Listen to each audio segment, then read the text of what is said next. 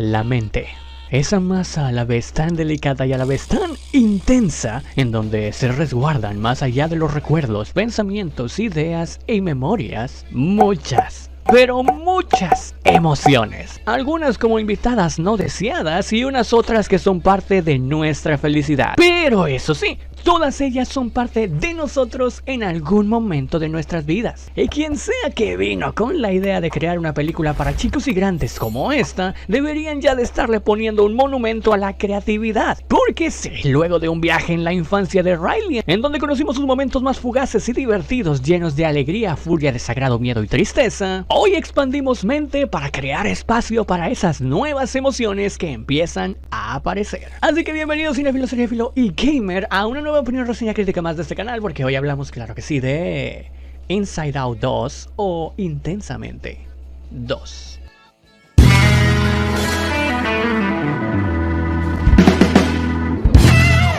¡Qué buena onda verte de nuevo por acá! Y justamente la pregunta del día de hoy no podría ser otra más que ¿con qué emoción te identificas el día de hoy? Cualquiera que sea tu opinión, yo estaré leyendo y respondiendo, como siempre, en la caja de comentarios. Dirigida por Kelsey Mann, ilustrador, animador y director norteamericano, quien nos trajo ya segundas partes o films, continuaciones de otras sagas, como lo son Monsters University o Un Gran Dinosaurio. Llega la segunda parte de lo que ocurre en la mente de Riley, una historia que conmovió a millones de personas con la primera parte y que, a pesar de poseer el género infantil animación, es una historia que a cualquiera le puede tocar el corazón. Inside Out regresa a la mente de una Riley recién entrada en la adolescencia, justo en el momento en el que el cuartel general está sufriendo una repentina reforma para hacerle hueco a algo totalmente inesperado. Nuevas emociones, alegría, tristeza, ira, miedo y asco, con años de impecable gestión a sus espaldas, no saben muy bien qué sentir cuando aparece ansiedad,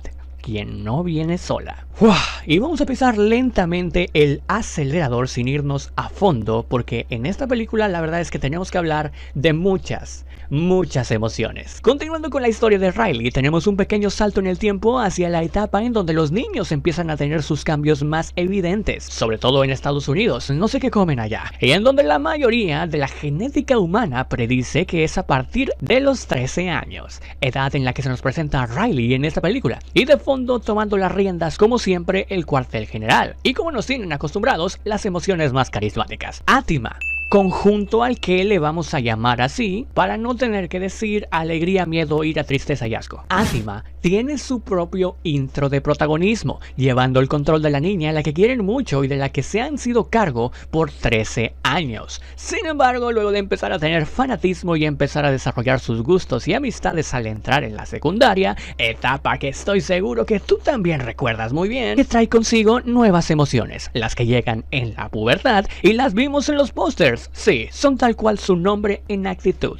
ansiedad, envidia, vergüenza y aburrimiento. Y nostalgia, que hace sus pequeños cameos. Con esa llegada de las nuevas emociones, las originales y las nuevas tratan de hacer una sinergia para controlar de buena manera las decisiones y la vida de Riley. No obstante, no todo sale muy bien que digamos, y principalmente se causa un desastre monumental dentro de la mente de Riley, que implica cambios muy bruscos en actitud y que realmente, a nivel implícito, son todos causados por la ansiedad. Y sí, en cuanto a mensajes principales y positivos que podemos encontrar dentro de esta película, todos ellos son llevados de la mano con pinzas para que todo se convierta en un camino muy al estilo de la parte 1, que a pesar de tener dos directores distintos, la verdad es que tienen un estilo rítmico bastante similar en cuanto a el tratamiento de situaciones internas dentro del mundo, o mejor dicho, de la mente. Las interacciones desde un principio con las emociones dicen mucho de sí mismo con sus personalidades propias. Tristeza mantiene la ternura y graciosidad involuntaria, miedo es gracioso pero útil, furia es tan único como siempre, alegría está llena de buena vibra y desagrado tiene esa personalidad única que te hace quererla demasiado. Juntándolas inclusive con las nuevas que se integran,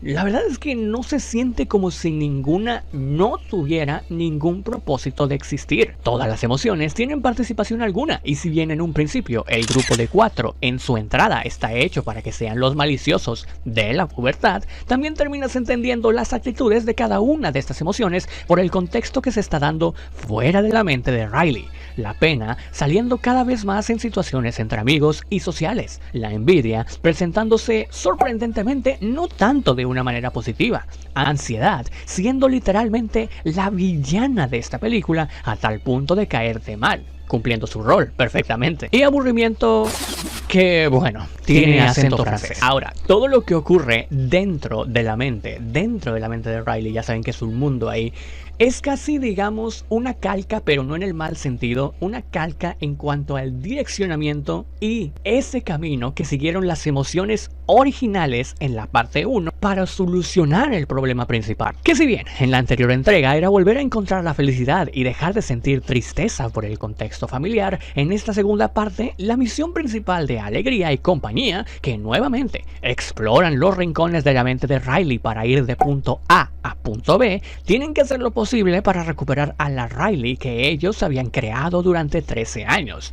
Esa Riley alegre y que no tenía ansiedad dentro de este viaje. Así que sí, nos encontraremos con momentos muy divertidos y otros que recuerdan a esa exploración entre distintas locaciones que representaban una parte de la vida de Riley, como los recuerdos, los momentos felices, tristes, juguetes con los que solía jugar o lo que ella imaginaba. En esta entrega, el giro es un poco hacia conocer partes del inmenso mundo que hay dentro de su mente, seres que controlan, o esos seres que estamos viendo aquí en pantalla de la que la verdad no nos explican mucho que digamos, pero que te los puedes encontrar haciendo de constructores, policías o trabajadores de call center. Bueno, algo así. La cuestión es que el film aborda de una manera bastante variable y fresca, pero con la misma pauta que le dejó la entrega número 1 para combatir el mal que le está afectando a Riley. Y esta vez, ¿qué es ese mal? Bueno, tiene que ver con un tema que vamos a ver y que es lo que considero que pudo haber sido mejor. El exterior.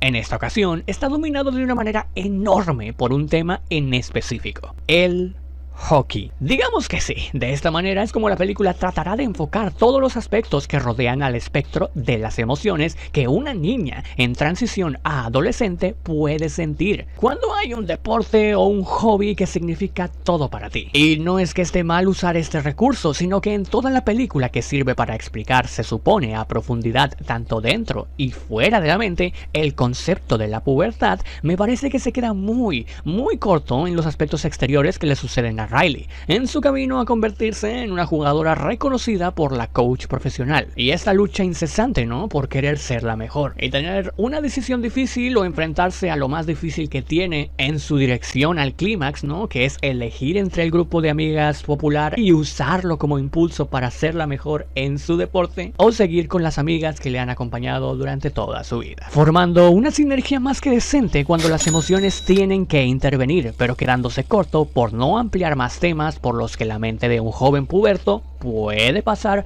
una vez alcanzada esta edad. Y no solamente enfocarlo todo en un momento específico de la vida de Riley sobre algo que le gustaba en un determinado momento. Y eso es como que lo ñe del exterior. De ahí en fuera, todo lo demás sí se nota como una sinergia y evoluciones de personaje, tanto de las emociones, tanto como de Riley. Aunque aún así tengo que ser sinceros que hay una cosa única que no me gustó tampoco mucho del interior, y es que significativamente hay una secuencia que no disfruté mucho. Es un recurso, digamos, que podríamos llamarlo Deus Ex Machina, ya que sí se llega a sentir medio incómodo, pero a ver, se puede entender un poco por el lugar en el que están, el lugar de la mente en el que están. Aún así no me pareció un tanto graciosa ni nada que ver. Ustedes sabrán cuál secuencia me refiero, en donde tiene que ver con que están salvando a alguien, digamos, y utilizan un tipo de método Dora la Exploradora. Aún así, con todo y todo, Intensamente 2 logra transmitir mensajes cautivantes a través del cariño y empeño que le pusieron a sus personajes,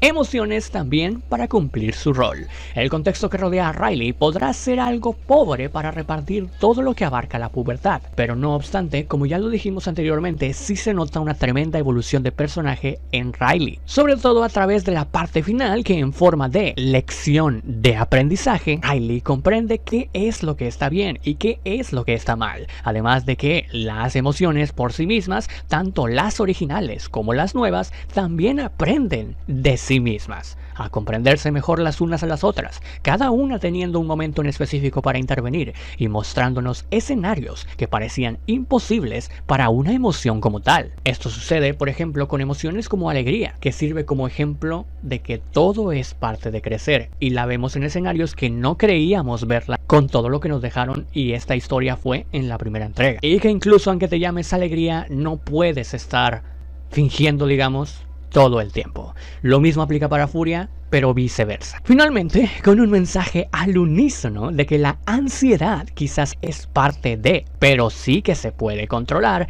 Intensamente 2, del revés, Inside Out, o como le digo, es una historia cautivante que quizás no tendrá una extensión de situaciones cotidianas en las que uno tiene que lidiar con emociones de pubertad, sino que concentra su gran parte dentro del deporte favorito de Riley y desarrolla de manera excepcional a las emociones originales, ayudadas por el martirio que significaban en un principio las nuevas, dejando así al espectador con una reflexión final sobre que no todo en la vida es acaparar. Todos crecemos y al final lo más importante es aceptar que las experiencias que tenemos en nuestra vida, sean buenas o malas, nos hacen quienes realmente somos, formando esa identidad personal que nos define. Así sean experiencias buenas, positivas, negativas, vergonzosas, no importa. Esas emociones, esas situaciones son las que te forjaron quién eres hoy en día. Y tanto implícito como explícitamente, ese mensaje, esta película lo hace muy bien, reflejando la ansiedad por las nubes, que es parte del crecimiento. Intensamente 2 refleja una visión muy energética, positiva y desenfrenada del interior, y aún con un exterior empañado, logra mantener la esencia cautivadora para que cualquier familia pueda salir con una sonrisa y un mensaje correctamente difundido. Sala de cine llena. Casi llena total, nada más porque obviamente hay gente que no le gusta sentarse en primera fila. Pero me gusta bastante volver a ver a los cines así que yo creo que esta va a ser la película más taquillera del 2024. No veo cómo Deadpool la supere, yo creo, y más con ese más 18.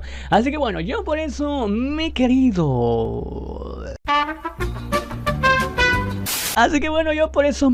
Intenso, a este film yo le doy 4 estrellas como calificación personal, y es... sí, claro, por supuesto, muy bueno. Who made the console orange? Do I look orange? I didn't touch it. Orange is not my color. Not me. Hello.